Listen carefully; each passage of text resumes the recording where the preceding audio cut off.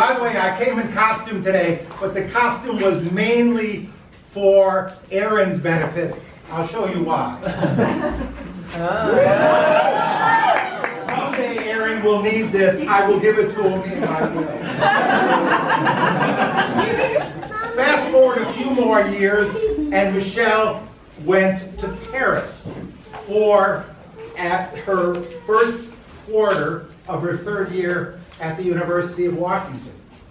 She just didn't want to go to Paris to study. She wanted to take 3 weeks off and tour around Europe, mainly France and Spain and Norway and Sweden. Well, they weren't quite close together. We wanted her to find somebody to go with her because we figured 2 of them would be in better shape than just one of them. But we couldn't find anybody who wanted to go with her. I don't know why. Hadn't met him yet. So, we made a compromise. We said, give us an email every 3 days, find an internet cafe, and tell us where you were going. That way, at least, when we had to call Interpol, we could tell them, we think she's in Marseille, but not sure. So she did, and that was fine. And then we got an email one day, and I've got to read it to you.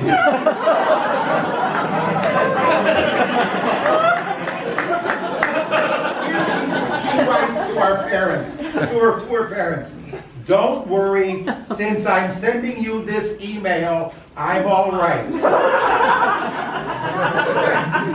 You know, this is not what you should send to your parents. Then she explained. She was taking the TGV from Marseille to Stockholm, just 2 stops in between. The train was supposed to arrive in Stockholm about 10:30. Got in about 12:30. Their trains don't run on time either, Catherine. So, they close the train station at 12 and lock it up. So all of her luggage, and she was carrying everything she needed for her quarter in Paris, was set out with everybody else's luggage on the side of the building. So she picked it up and then didn't know what to do for sure. Her hostel had closed at midnight, so she couldn't go there. She didn't speak any Swedish? No, not a chance. So while thinking about what to do and watching everybody pick up a taxi and go, they got down to only 2 people at the station. Michelle and another young woman who was having a discussion in Swedish with a taxi. And it seemed to Michelle that this woman couldn't pay for her taxi. So taking all of the things she was carrying with her, she walked up to the woman and the taxi and said, I will pay for your taxi if you will let me crash on your sofa. It turns out, fortunately, this young woman was a teacher who had been out in the countryside visiting her parents and had come back and had misestimated how much money the train was going to be and just didn't have enough money.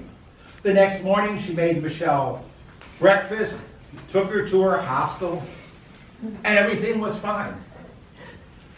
Now I have had the opportunity to visit and work in about 40 different countries, and I would never have had that much courage to walk up to somebody in the middle of the night in a country I didn't know the language and say, could I stay at your house?